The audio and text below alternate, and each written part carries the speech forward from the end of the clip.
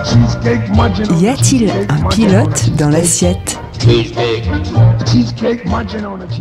Anne, bonjour. Bonjour Charlotte. C'est bientôt la Saint-Valentin, Anne. Oui, et on est très contents. Oui, et j'ai besoin de toi pour mettre mon assiette au goût du jour, une assiette en rose, c'est possible? Oh oui, pour nous faire voir la vie en rose, une assiette rose tendresse. Alors, la couleur rose, il y en a qui la trouvent cucu, moi je la trouve juste charmante et apaisante. Il faut savoir que c'est une des autres couleurs du chakra du cœur. En général, on sait que le chakra du cœur a une couleur verte, mais le rose et la couleur or sont deux autres des couleurs qui sont sur la fréquence de vibration de ce chakra du cœur. Alors, il y a une très très très jolie citation d'Audrey Hepburn, comme une forme de credo que j'ai envie de vous partager aussi. Audrey Hepburn disait « Je crois en la couleur rose. Je crois que le rire est la meilleure façon de brûler des calories. Je crois au baiser, beaucoup de baisers. Je crois qu'il faut être forte quand tout semble aller mal. Je crois que demain est un autre jour et je crois au miracle. » Magnifique, merci pour cette citation. Je trouve que c'est un super credo pour cette période de Saint-Valentin. La rose en tant que telle, on l'utilise comme épice. Oui, absolument. Elle est cultivée depuis plus de 5000 ans en Chine. On l'apprécie évidemment pour sa beauté, pour son parfum et pour ses propriétés médicinales. Au 7e siècle, la culture de la rose, elle s'est étendue jusqu'au Moyen-Orient. Les Perses ont découvert comment extraire son huile et ont développé son usage culinaire. La variété la plus représentative aujourd'hui, c'est la rose de Damas. Il est possible d'utiliser cependant les pétales de toute rose odorante du moment qu'elle n'est pas traitée. Donc si vous avez des rosiers non traités dans le jardin, il est possible d'utiliser les pétales qu'on peut faire sécher et qu'on peut utiliser ensuite en infusion par exemple. Quelles sont les propriétés médicinales de cette rose? Alors la rose, elle a des propriétés relaxantes et anti-stress. C'est pour ça qu'on la classe dans la catégorie des aphrodisiaques, parce que outre le fait qu'elles sont délicieusement bonnes, elle a des propriétés relaxantes qui nous disposent à être relaxés. Et voilà qui est parfait pour justement la cuisiner, pour se mettre en état de cuisine. Avec quel autre arôme ou avec quels autres ingrédients la rose va bien se marier? Alors la rose, elle a des arômes doux, floraux, musqués. Le principal composé aromatique de la rose, c'est ce qu'on appelle le géraniol. On a d'autres épices qui comportent du géraniol, comme le gingembre et la muscade, et c'est pour ça que la rose va très bien se marier avec eux. Moi, c'est pour ça que dans la recette de bavarois au coing, que vous allez pouvoir retrouver sur le blog des Mangeurs Libres, j'ai associé, parce que la rose va très bien avec le coing, la muscade également, qui apporte un petit twist, un petit punch à l'ensemble. Par rapport à sa douceur et à ses notes citronnées, parce qu'il y a des roses, tu sais, qui ont des petites notes un petit peu citronnées, on peut lui associer l'eau de fleur d'oranger ou des agrumes doux, comme le citron, l'orange, la mandarine ou le pomelose quand il n'est pas trop acidulé. La rose va très très bien aussi en fruits avec la cerise. Et puis, il faut citer une très célèbre association, rose, framboise, litchi, qui est un trio de saveurs emblématique du chef Pierre Hermé, qui a composé autour de ce trio son entremets Ispahan. La rose, elle va très très bien avec la pistache et l'amande. On la retrouve beaucoup dans les pâtisseries orientales où on l'incorpore sous forme d'eau de rose. Et puis, des associations un peu plus insolites, mais qui fonctionnent merveilleusement bien. La rose et le maquereau.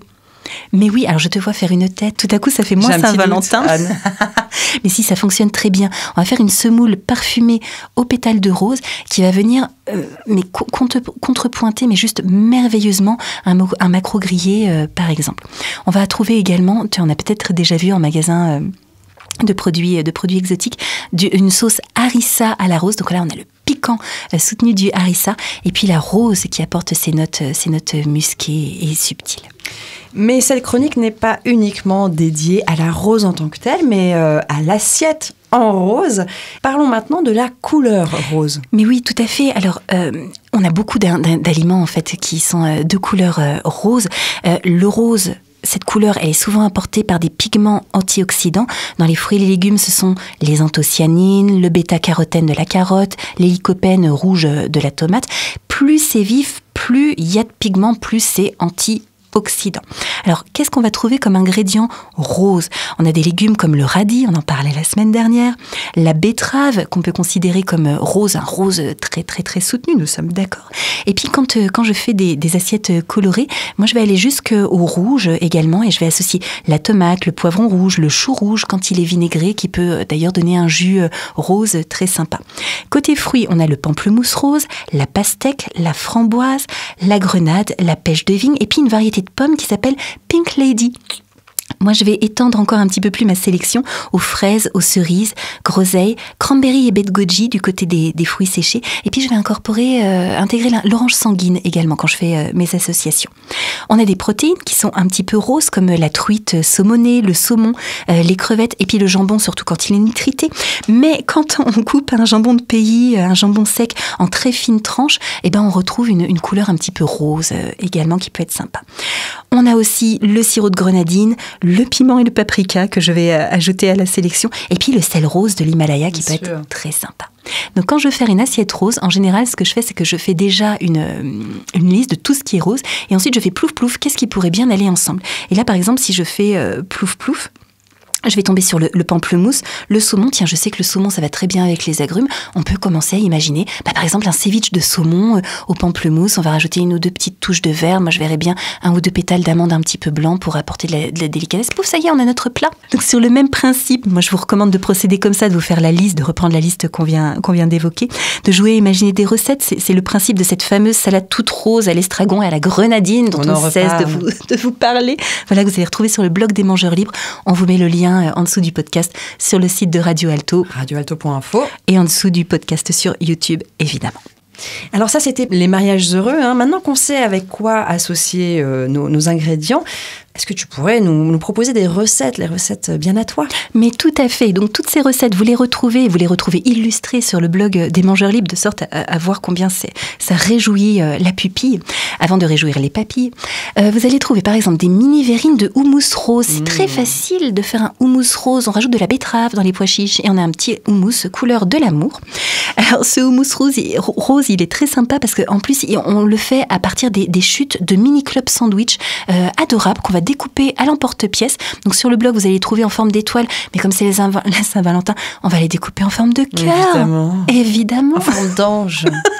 Je sens que cette chronique remporte chez toi un plus franc succès que le navet la semaine dernière.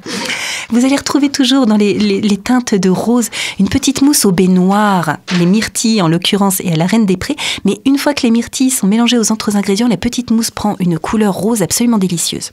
Vous allez retrouver aussi sur le blog des choux bichoux, saveur grenade framboise. Alors, qu'est-ce que c'est qu'un chou bichou? C'est deux petits choux en pâte à choux qui ont été, dressés à la poche à douille l'un contre l'autre. Et donc, ça fait des bichoux. Voilà, c'est tout mignon. Et quand il reste de la pâte à choux, on peut aussi faire un Saint-Honoré grenade framboise et le glaçage, le fondant qui sert à glacer les choux est coloré avec du jus de betterave et on obtient une couleur rose un petit peu satinée. C'est super girly, on adore. Donc la betterave, on peut l'utiliser comme colorant alimentaire, finalement. Absolument. Donc on utilise, par exemple, quand j'achète des betteraves cuites sous vide, je récupère le jus et je m'en sers comme colorant. Vous allez retrouver des recettes parfumées à la rose également sur le site, comme l'agar aux fraises, amandes et à la rose. Donc là, on va faire une petite compotée de fraises qu'on va faire prendre en gelée d'agar parfumée à l'eau de rose. C'est d'une délicatesse exquise. Et puis, je rajoute cette recette dans la sélection. C'est pas de la rose, mais c'est du géranium rosa. Et on disait que ce qui donne la saveur à la rose, c'est cette molécule de géraniol qu'on va retrouver évidemment dans le géranium rosa. Vous allez retrouver du coup cette recette de mousse de fromage blanc au géranium rosa qu'on pourrait parfumer avec de l'eau de rose, tout simplement, si on n'a pas envie d'utiliser cette huile essentielle de géranium, mais on va retrouver de toute façon les mêmes saveurs absolument romantiques et enivrantes.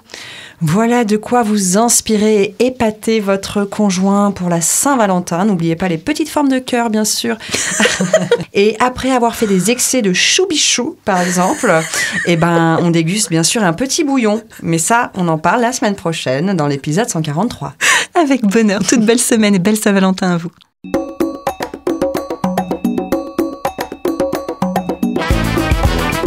Cette chronique vous a plu? Alors participez-y en posant vos questions à Anne-Claude à l'adresse contact@radioalto.info.